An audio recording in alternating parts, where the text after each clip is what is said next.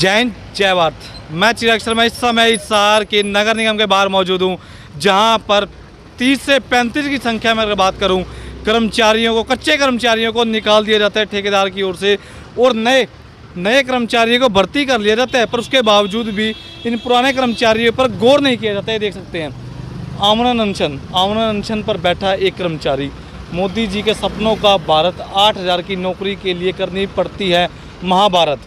फिलहाल इस समय ठीक तस्वीरें देख पा रहे हैं। फिलहाल वार्तालाप कर लेता हूँ भाई से ही कि भाई क्या नौबत आना पड़ी, कोई अंदर से मैसेज आया हो, कोई कमिश्नर साहब से मिले हो, मेयर साहब से मिले हो, या फिर जो ठेकेदार आपका इतना प्रिय था, क्या आप उन ठेकेदार से मिले? सो फिलहाल ऐसे कई सवाल हैं मन में जो उठे हुए हैं, भाई से जानते हैं। भाई नमस्कार। नमस्कार भाई कैसे हो? ठीक है सर, अभी तक तो बच रहे हैं। भाई साहब एक बताइए, पूरा मामला बताइए, मामला क्या है, क्या नौबत आना पड़ी जिसके चलते हुए आपको आमरण अनशन पर बैठना पड़ा?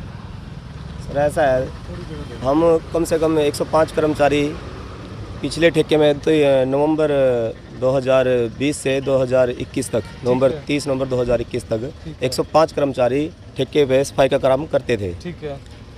तो उस दौरान हमारे जो मेयर साहब, कमिश्नर साहब ठीक है।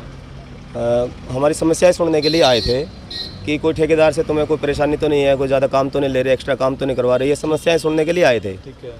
तो उस दौरान मतलब ये बात है सितंबर की शायद, तो मैंने उस टाइम तकरीबन 500 के करीब बंदे मौजूद थे वहाँ पर, और नगर निगम स्टाफ भी था, मेयर साहब भी थे, कमिश्नर साहब भी थे। तो मैंने एक मुद्दा उठाया था। पहला तो मुद्दा ये था कि हमें 3-3 4-4 महीने हमारी तनख्वाहें पेंडिंग पड़ी रहती है, देते नहीं हमें। अच्छा। दूसरा मुद्दा मेरा ये था जी, हमारा ESI कार्ड, हमारी तनख्वाह से ESI काटा जा रहा है और हमारा कार्ड नहीं बनाया जा रहा। अच्छा। 9 महीने हो चुके थे ठेका चलते को, 2-2.5-3 महीने उस टाइम बकाया थे ठेके के, 1 साल का ठेका होता है। तो 9 महीने की तक जाने के बाद भी हमारा ESI कार्ड नहीं बना था। मैंने कमिश्नर साहब से, मेयर साहब से ये बात भी मुद्दा उठाया था वहाँ पर। तो तीसरा ये उठाया था जी, हमारे जो कर्मचारी थे, डोर टू डोर जो गाड़ी चलाते थे, उनकी गाड़ी भिड़ जाती थी, 2-3 से भिड़ी गाड़ी, तो सारा का सारा खर्चा ड्राइवर पे डाल देते थे। वो 8,000 बेचारा तनख्वाह लेता है और नुकसान तो 80,000 का भी हो सकता है। जब गाड़ी का बीमा होता है, ड्राइवर का लाइसेंस है, तो क्यों नहीं वो इन्वेस्टिगेशन करवाते? अच्छा। हाँ, जांच पड़ताल। हाँ, जांच पड़ताल में किसकी गलती है? नहीं तो फिर इंश्योरेंस है, सब कुछ है, वो करवाओ। सिर्फ वो क्या सोचते हैं ठेकेदार कि हमें थाने में ना जाना पड़े, हमें कोर्ट में ना जाना पड़े। बेचारे गरीब आदमी बोलेगा तो है नहीं तनख्वाह, इसकी उसमें से काट लो, बात खत्म हो जाएगी। तो मैंने ये मुद्दा भी उठाया था। तो एक भाई ये अपना सुरजीत है भाई, निकाल के दिखाते रहे ऑपरेशन की पैर, ये देखिए, आप देख सकते हो कांच के यहाँ पूरा कट गया था इसका, यहाँ से उस टाइम नसें कट गई थी। इसका 50,000 रुपये खर्चा आया, जिंदल हॉस्पिटल में दाखिल करना पड़ा। ठेकेदार ने 1 रुपया नहीं दिया जिसको, इसका ESI कार्ड तो बनाया नहीं था। 1 रुपया पल्ले से भी नहीं दिया। अभी चलो भाई मेरा कर्मचारी है, लाखों रुपये कमाते हैं ठेकेदार, इसका इलाज तो करवा दे।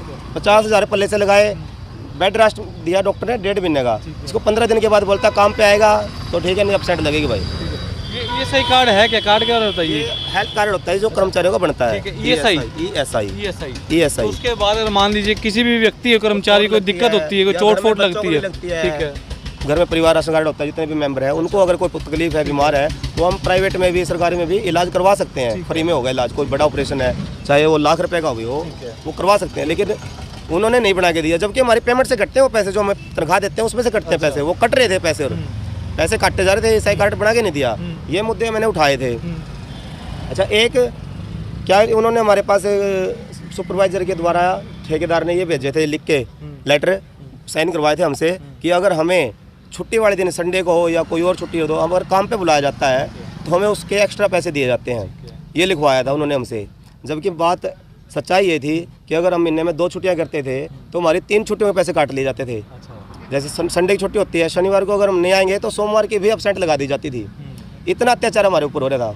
तो ये सब मुद्दे मैंने कमिश्नर साहब और मेयर साहब के सामने उठाए थे, पूरी महफिल के अंदर, पूरी पंचायत के अंदर। दोबारा भूल गया नाम बताने के। वीरेंद्र कुमार। वीरेंद्र जी, एक बताइए, उसके बाद अगर अब की बात करूँ, आप नगर निगम कमिश्नर साहब से मिले, मेयर साहब से मिले अब आप फिलहाल? हाँ जी, बिल्कुल मिल चुका हूँ। मेरी बात पहले पूरी सुन लीजिए, कहाँ से ये शुरुआत होती है। वहाँ पर बात होगी, सबने मिलकर मेरा साथ भी दिया। कमिश्नर साहब बोले भाई, मैंने सबको कॉन्फिडेंस में लिया, भाई मैंने ठेकेदार के खिलाफ बात की है, ठेकेदार का ही काम कर रहा हूँ और उनके खिलाफ मैं बोल रहा हूँ, कोई मेरा साथ देगा नहीं देगा। तो वहाँ पर पूरी लेबर ने हाथ उठाकर, कमिश्नर साहब ने भी, मेयर साहब ने भी हाथ उठाया था, भाई तेरे को अगर काम से हटाए तो मेरे पास चले आना। तो उस ठेकेदार ने अगले दिन मुझे बुलाया बात खत्म होगी वहीं पर। ठेकेदार ने मुझे बुलाया अगले दिन मीटिंग खत्म होने के बाद, भाई तेने खड़ा हो भाई, तूने ये बातें क्यों की, क्यों खिलाफ बोले तुम? मैं कहा जी कमिश्नर साहब आए थे, मेयर साहब आए थे, उन्होंने समस्याएं पूछी, मैंने बता दी, मैंने कोई गलत बात नहीं की। कहते हैं कि अगर मैं तेरे को अभी हटा देता हूँ काम से तो कमिश्नर साहब तेरे को लगवा लेंगे, मेयर साहब तेरे को लगा देंगे, ये लेबर तेरा जो साथ खड़े के कह रही थी मैं तेरे साथ, तो ये साथ देगी तेरा। मैं चाह लेता हूँ, अगर दूसरा पक्ष अपनी बात रखना चाहता हो तो कृपया कर सामने निकल कर आए। मेरा क्या मामला, एक मामला तो आपने बता ही दिया लगभग, तो आपकी क्या मांग है? मुख्य मांग बताइए, क्या आप चाहते हैं? जी हमारे जो साथी रह गए हैं, ठीक है, उनको वापसी लिया जाए काम पर, ठीक है, बस इतना ही मामला है। क्योंकि पेट पर लात मारती गई है, आपके सामने बैठे हैं ये कर्मचारी, 3 महीने से उनको सिर्फ लारे लप्पे लगाए जा रहे हैं कि लगा लेंगे 2-4 दिन में, 10 दिन में, 15 दिन में, यही कह रहा जा रहा है। कमिश्नर साहब से मिले थे, वो भी कहते हैं बात करें, और मेयर साहब से ही मिला था मैंने, तो उन्होंने भी यही कहा कि देखते हैं, करते हैं बात, बस लारे लप्पे। तो बताइए आइडिया, अगर बात करूँ मेयर साहब से आप कितनी बार मिल चुके हो, कमिश्नर साहब से? और कमिश्नर साहब तो मैं गिनती नहीं है, कम से कम 20 से ऊपर हो गया हुआ। तो सुनने में आता है कमिश्नर साहब बहुत बढ़िया बंदे, हर व्यक्ति का हल निकलवाते समस्या का, तो क्या आपकी समस्या का हल नहीं निकल पा रहे या उनके हाथ में नहीं है? हाथ में नहीं है जो उनके। अच्छा, हाँ, मैं देखिए रतन सैनी ठेकेदार के पास गया था, एप्लीकेशन पे मोहर लगी हुई थी मेयर साहब की, साइन हुए थे मेयर साहब के, मैंने एप्लीकेशन लगाई थी मेरे लिए कि मुझे लगा लीजिए। उन्होंने वो डीएमसी साहब को मार्क करती थी, वहाँ से रतन सैनी के पास चली गई थी। रतन सैनी से मैं मिला था, वो बोले कि आप मेयर को छोड़ो, कमिश्नर को छोड़ो, चीफ मिनिस्टर के पास चले जाओ, मैं आपको नहीं लगाऊंगा। अच्छा, आप ठेकेदारों के खिलाफ बोलते हो, आप अपना हक मांगते हो, हमें ईसाई कार्ड चाहिए, तनख्वाह टाइम पर चाहिए, किसी को चोट लग जाए तो उसका भी इलाज करवाओ, है किसी की गाड़ी भिड़ जाए तो ड्राइवर से मत काटो। ठीक है, मतलब हक मांगने पर ये चीज हो जाती है। अच्छा, सच बोलना गलत है? गलत है, ये है ये आप अगर ये बातें करोगे तो मैं नहीं लगाता। अच्छा। मैं लगाऊंगा नहीं आपको, वो तो पूरी लेबर को ही बना कर दिया था उसने। तो मतलब कि जाति होती रहे, सहते रहो, चमचागिरी करते रहो कि तुम गलत करे तो भी हाँ में आप भरो तो सही है। अगर कोई बोलता है तो उसको सिस्टम से अलग कर दो, निकाल दो, अलग कर दो, बस ये काम है। बिल्कुल। तो फिलहाल तो समय ही बताएगा कि इस समस्या का कब तक समाधान निकलेगा। बाकी काफ़ी लंबा समय हो चुका है। बात करूँ नगर निगम में भी अगर हर बार कोई ना कोई धरना प्रदर्शन किसी वजहों के कारण सामने निकल कर आ ही जाता है। वीडियो को शेयर करें, कमेंट में अपनी राय रखें कि आपका क्या मानना है इस मामले को लेकर।